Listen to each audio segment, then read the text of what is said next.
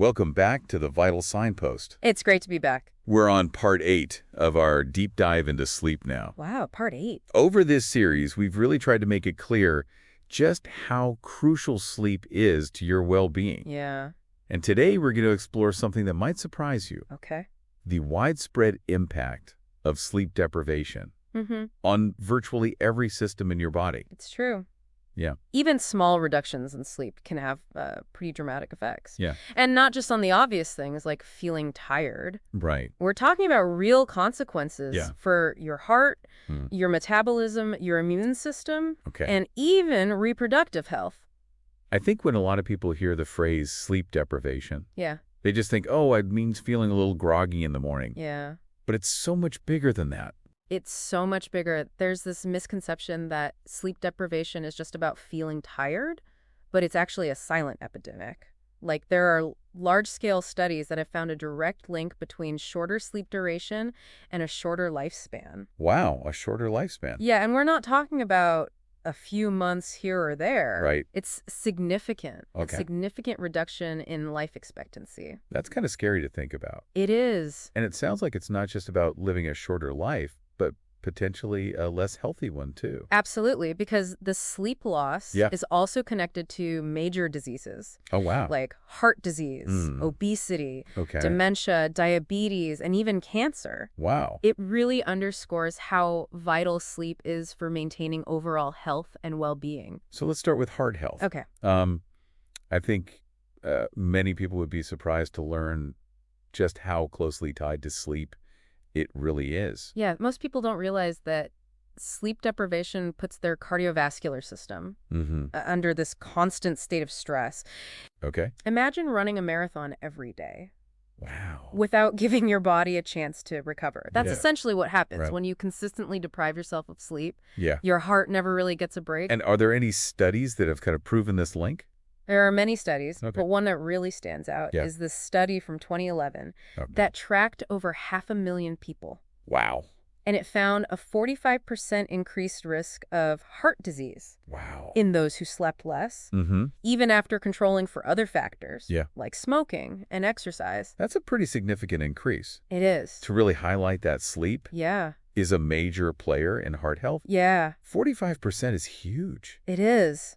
It really puts it into perspective that it's not just about making healthy lifestyle choices. Right. Sleep itself plays a crucial role. Exactly. And another study was done in Japan, focusing on men. Okay. And it found that those who slept 6 hours or less were 4 to 5 times more likely to experience a cardiac arrest. Wow. Compared to those who slept more. 4 or 5 times more likely. That's a pretty dramatic difference. It is.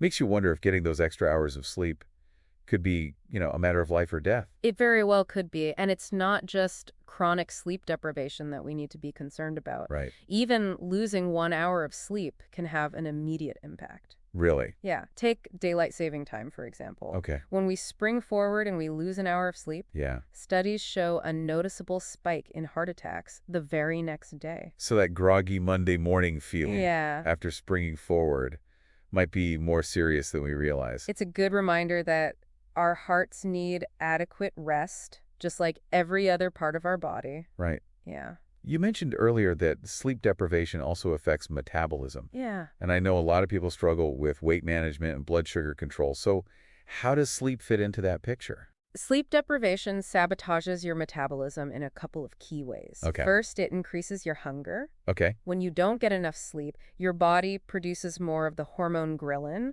which is responsible for stimulating your appetite. Okay. At the same time, it produces less leptin, the hormone that signals fullness. Right. So you end up feeling hungrier even if you've eaten enough. So even if you're physically full, your brain is telling you to keep eating. Yeah, that's right. Okay. And to make matters worse, sleep-deprived people tend to crave high-calorie, sugary foods. Right, right. One study found that sleep deprivation led people to consume an average of 300 extra calories each day. Wow. That can add up quickly and contribute to weight gain over time. That makes sense. So what about the blood sugar part of the equation? Yeah. How does sleep deprivation affect that? Well, when you're sleep deprived, your body becomes less efficient at processing glucose, which is sugar.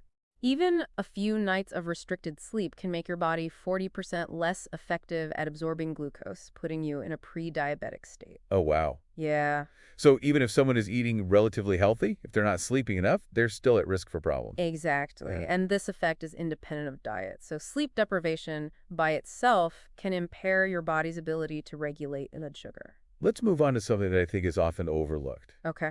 The impact of sleep on reproductive health. Mm-hmm. I don't think a lot of people realize how much of an impact it actually has. It's more significant than you might think. Yeah. Sleep deprivation affects both men and women in a number of ways. Okay. For men, even just 1 week of limited sleep can significantly drop testosterone levels. Wow. This is equivalent to aging a man hormonally by 10 to 15 years. Wow. 10 to 15 years. What are some of the consequences of having lower testosterone? Men with low testosterone often experience fatigue, Okay. difficulty concentrating, and a decreased libido. There's also evidence that sleep-deprived men may have lower sperm counts and even smaller testicle size. That's concerning. What about the effects on women? Sleep deprivation can wreak havoc on the female reproductive system as well. Okay. It can lead to a decrease in crucial fertility hormones, Right. irregular menstrual cycles, Okay. and even an increase in risk of miscarriage. So for couples who are trying to conceive, getting enough sleep is essential Absolutely. for both partners. Both partners need to prioritize sleep for optimal reproductive health. And there's even research that suggests sleep deprivation can make you less attractive to others. You're kidding. There's research on that. There is. One study found that people were judged as less attractive after just one night of poor sleep. So maybe there is some truth to that term, beauty sleep. Maybe so. It seems like we've only just scratched the surface here. Yeah. It's been eye-opening to learn just how much sleep deprivation affects our bodies. It really has. And we still have more to uncover. We do. Let's talk about the immune system. Okay. I think most people understand that sleep is important for fighting off sickness, Right. but I'd love to hear more about the science behind it. The research is fascinating, Yeah. and the evidence is clear that sleep plays an essential role in keeping your immune system functioning at its best. So when we're sleep deprived, Yeah. what actually happens to our immune system? One of the most compelling pieces of evidence comes from a study where researchers intentionally exposed people to the common cold virus. Oh, wow. But before they did that, they tracked the participants' sleep for a full week. Okay. And they found a direct correlation between sleep duration and the likelihood of getting sick. So the less sleep people got, Yeah, the more likely they were to catch a cold. exactly. Okay. The people in the study who slept less than 5 hours a night had almost a 50% chance of getting sick. Wow. But those who slept 7 hours or more Yeah. had an infection rate of just 18%. That's a huge difference. It is. It sounds like cutting back on sleep is kind of like playing Russian roulette with your health. That's a good analogy. And it's not just the common cold we need to worry about. Right. Sleep deprivation weakens your body's response to vaccines, Yeah. making them less effective. Right. So even if you're proactive about getting your flu shot, Mm-hmm. for example, Yeah. you may not be getting the full benefit if you're not sleeping enough. That's right. Wow. In one study, researchers found that people who were sleep deprived produced less than half the number of antibodies after getting a flu shot Oh, wow. compared to those who are well rested.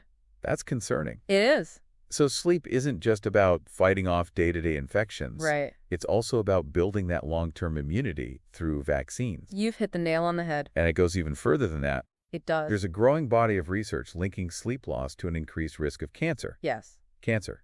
That seems like a big leap. It does, doesn't it? How does lack of sleep connect to something as serious as cancer? Well, it all comes down to the immune system's ability to fight off cancerous cells. Right.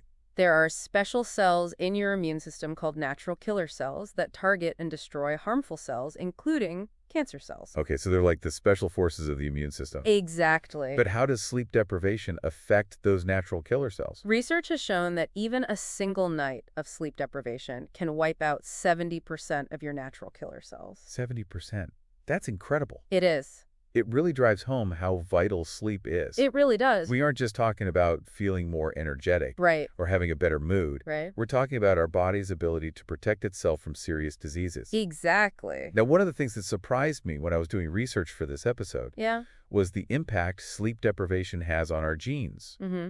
How could something like not getting enough sleep affect something as fundamental as our DNA? It might sound surprising, but the research is clear that sleep deprivation disrupts the activity of thousands of genes. Okay. And this has a cascade of negative effects on our health. Can you give me some specific examples of how that plays out? One study found that just 1 week of sleep restriction changed the expression of over 700 genes. Wow. Many of these genes are involved in inflammation, stress response, metabolism, and immunity. So it's not just the quantity of sleep, Right. but also the quality of sleep that matters. You are absolutely correct. Yeah. Even if you're technically getting enough hours of sleep, Yeah. if it's constantly interrupted or Mhm. you aren't reaching those deep stages of sleep, Right. your genes can still be negatively affected. And what about this idea that sleep deprivation accelerates aging? Yeah. I've heard about that, but I don't quite understand how that works. At the ends of our chromosomes, we have these protective caps called telomeres. Okay. And as we age, those telomeres naturally shorten, Uh-huh. but sleep deprivation can actually speed up that shortening process, Right. which basically makes our cells age faster than they should. So by not getting enough sleep, we're basically speeding up the clock on our own biological aging process. That's a good way to put it. Wow. And what are the consequences of that? Well, this shortening of telomeres is linked to a whole host of age-related diseases. Oh, wow. Things like heart disease, cancer, and dementia. This is starting to sound like a pretty bleak picture. Oh. If we're chronically sleep deprived, it's a recipe for disaster when it comes to our health. It is something we need to be taking seriously. Yeah. The good news is that many of these negative effects can be reversed or at least mitigated if we prioritize sleep and start adopting healthy sleep habits. It's reassuring that it's not too late to turn things around if we've been neglecting our sleep. Absolutely not. Okay. Your body has an incredible capacity for healing and repair, Yeah. but it needs the right conditions. Right. And adequate sleep is one of the most important. But now that we understand the seriousness of the issue, I'd love to focus on solutions. Okay. So is it ever too late to reverse the damage and improve our sleep habits? It's never too late. The human body is amazingly resilient and has this incredible ability to heal and repair itself. But in order to do that, it needs the right conditions. And sleep is one of the most critical. That's good to know. But for many people, especially in our, fast-paced modern world, getting enough sleep can be a real challenge. It can. So where do we even begin? One of the most fundamental yet effective things you can do is establish a regular sleep schedule. Go to bed and wake up around the same time each day, even on the weekends. This helps to regulate your body's natural sleep-wake cycle, which is known as your circadian rhythm. Consistency is key when it comes to improving your sleep. That makes sense. But it's easier said than done sometimes. It is. What are some other things that people can do to set themselves up for success when it comes to sleep? Your bedroom environment plays a significant role in sleep quality. Okay. Make sure your bedroom is dark, quiet, and cool. Darkness promotes melatonin production, which is a hormone that helps regulate sleep. Right. Consider investing in blackout curtains if you have a lot of light coming in from outside. So controlling light and sound is important. It is. And temperature, too. A slightly cooler room is ideal for sleep. Most experts recommend somewhere between 60 and 67 degrees Fahrenheit. So once you've got the environment sorted out, what about the things that you can do in the hours leading up to bedtime? Yeah, Does that have an impact as well? it absolutely does. Creating a relaxing bedtime routine is so valuable. It signals to your body and mind that it's time to wind down and prepare for sleep. What are some examples of things that people can include in their bedtime routine? It really depends on what works best for you. Some people find that taking a warm bath helps to relax their muscles and prepare them for sleep. Others prefer to read a book, listen to calming music, or do some gentle stretching. The key is to choose activities that help you to de-stress and disconnect from the day. Yeah, it's about creating that separation between bow time and rest time for both your mind and your body. You got it. And just as important as what you do before bed is what you don't do. You want to avoid caffeine and alcohol in the hours leading up to bedtime as they can interfere with your sleep cycles. And of course, we can't forget about screens. The blue light emitted from our phones, tablets, and computers can disrupt our sleep. Absolutely. Blue light suppresses melatonin production, making it harder to fall asleep and stay asleep. Make a conscious effort to disconnect from all screens at least an hour before bed. A lot of people, I think, would say, well, I'll just catch up on sleep on the weekends. Yeah. But as we've learned in this episode, it's not that simple, is it? Sleep debt is real. Trying to make up for lost sleep on the weekends just isn't enough to fully recover. Right. And as we've discussed, Sleep deprivation has consequences for every system in the body.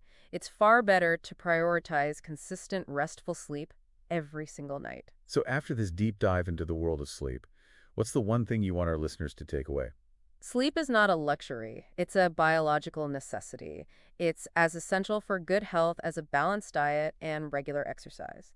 By making sleep a priority and adopting healthy sleep habits, you're making an investment in your overall well being. Thank you for joining us for this important deep dive into sleep. You're welcome. We hope you learned something new and perhaps gained a new appreciation for just how vital sleep is for your overall health. Until next time, be well and sleep well. Sweet dreams.